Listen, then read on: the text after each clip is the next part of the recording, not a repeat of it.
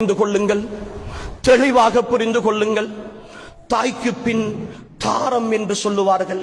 ஒரு தாய் மரணித்தால் அந்த தாயினுடைய இடத்தை ஒரு நல்ல மனைவியால் அடைக்க முடியும்.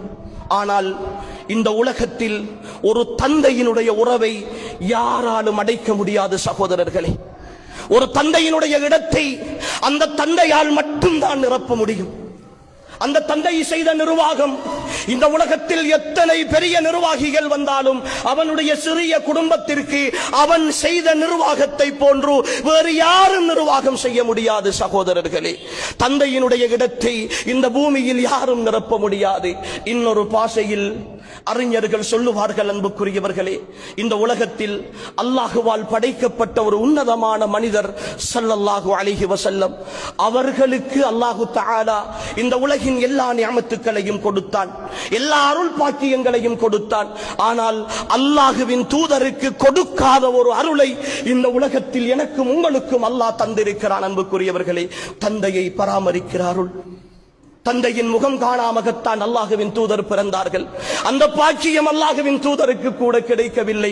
ஆனால் அந்த அருளை, அந்த பாக்கியத்தை, அந்த வாய்ப்பை என்னுடைய கண் முன்னே நடமாடுகின்ற சுவர்க்கமாக அல்லாஹ் தந்ததற்கு பிறகும் கூட அதை புறக்கணிக்கிறோமே, அதை எட்டி உதைக்கிறோமே. அன்புக்குரிய ஈமானிய உறவுகளே, நாம் கடுமையாக சிந்திக்க வேண்டும். நாம் மிக கடுமையாக இந்த விஷயத்தில் சிந்திக்க வேண்டும். தெளிவாக புரிந்து கொள்ளுங்கள் அன்புக்குரியவர்களே.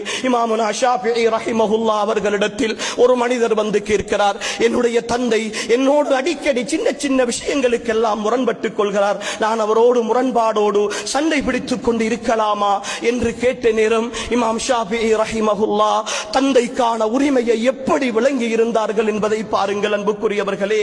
உன் தந்தையோடல்ல, உன் தந்தையோடல்ல, உன் தந்தை போடுகிற செருப்போடு கூட, உன் தந்தை அணிகிற பாதணிகளோடு கூட நீ முரண்பட்டு விடாதே என்று சொல்லி அனுப்புகிறார்கள் அந்த மனிதனுக்கு. தந்தைக்கு முன்னால் குரலை உசைத்து பேசுகிற,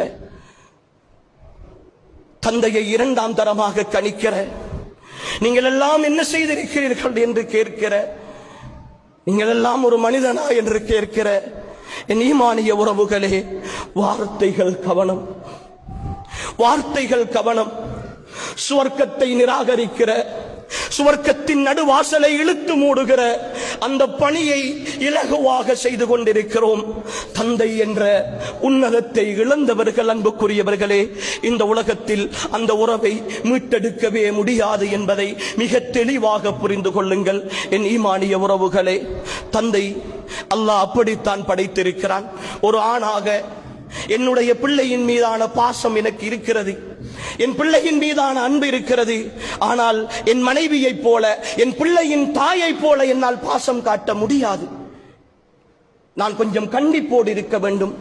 நான் கொஞ்சம் கண்டிப்போடு இருந்தால்தான், கொஞ்சம் அதட்டினால்தான், கொஞ்சம் ஏசினால்தான் அந்த நிர்வாகத்தை சரியாக செய்ய முடியும். இதுதான் மனிதனுக்கு அல்லாஹ் கொடுத்திருக்கிற இயல்பு. அர்-ரிஜாலு கவ்வாமூன அலன் நிஸா, அர்-ரிஜாலு கவ்வாமூன அலன் நிஸா. குடும்பத்தை நிர்வகிக்கிற பெண்களின் மீதான பொறுப்புதாரிகளாக அல்லாஹ் ஆண்களை நியமித்திருக்கிறான். அதனால் தான் எவ்வளவு கண்டிப்பான ஒரு தாயாக இருந்தால் கூட பிள்ளைகளை கண்டிக்கிற பொழுது அந்த தாய் சொல்லுவாள், கொஞ்சம் பொறு, வாப்பா வரட்டும் சொல்லிக் கொடுக்கிறேன் என்று சொல்லி பிள்ளையை பயமுறுத்துகிற தாய்மார்கள் இருக்கிறார்கள். அது இயல்பு அன்புக்குரியவர்களே.